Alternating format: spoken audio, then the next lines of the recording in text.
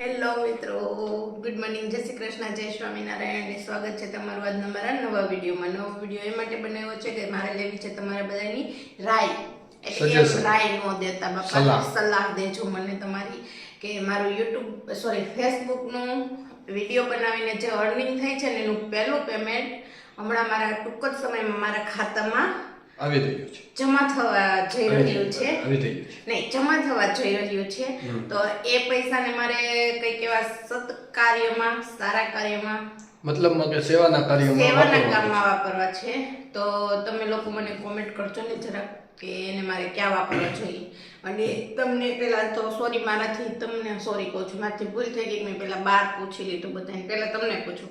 નહીં એ બધા કહેતા હોય સાચું જ કહેતા હોય. અરે ના પ્રાણેશ, આમ જો પ્રાણેશ, આજે હું તમને પૂછી લઉં પેલા કે આપણે એ પૈસા ક્યાં યુઝ કરવા છે.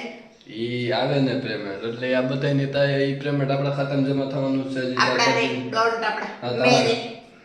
તારા ખાતામાં જમા થવાનું છે તો 4-5 દિવસમાં થવાનું. તારા લોકો 4-5 દિવસમાં સલાહ દઈ દે. ના, પણ હું તમારી સલાહ લેવી નહીં, મારી સલાહ નથી લેવી. આ લોકો સલાહ હું બધાની લઈશ, એમાંથી મને જેની સારી લાગશે ને ઈ કામે આપણે પૈસા વાપરશું. કેમ કે આપણે સત્કાર્યમાં વાપરવાનું વિચાર્યું છે અમે બેએ. એટલે તો કોમેન્ટ કરજો કે પૈસા મારા ઘરમાં વપરાય, સારા કાર્યમાં વપરાય, કેમાં વપરાય. એટલે મેં તો વિચારી જ લીધું છે કે સારા કાર્યમાં એ બધા પૈસા બહાર જ વાપરવા છે. જે જરૂરિયાતમંદ હોય ને એ લોકોને એમ કે મારો તો વિચાર છે કે આપવું એમ.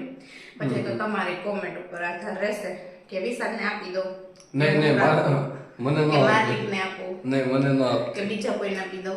તમે કોઈ એમ ન કહેતા કે મને આપી દે, તમને કોઈ નહીં આપે.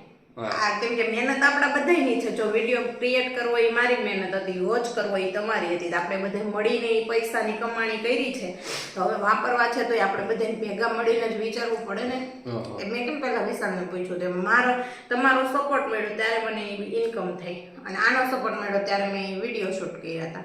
તો બધાથી મળીને આપણે જૂથ બનીને નક્કી કરવાનું છે પૈસા ક્યાંય. તો મિત્રો બધા કોમેન્ટ કરી દેજો, અને સારી એવી કોમેન્ટ કરીને કહેજો કે શું કેવા કાર્યોમાં એ પૈસા વપરાય.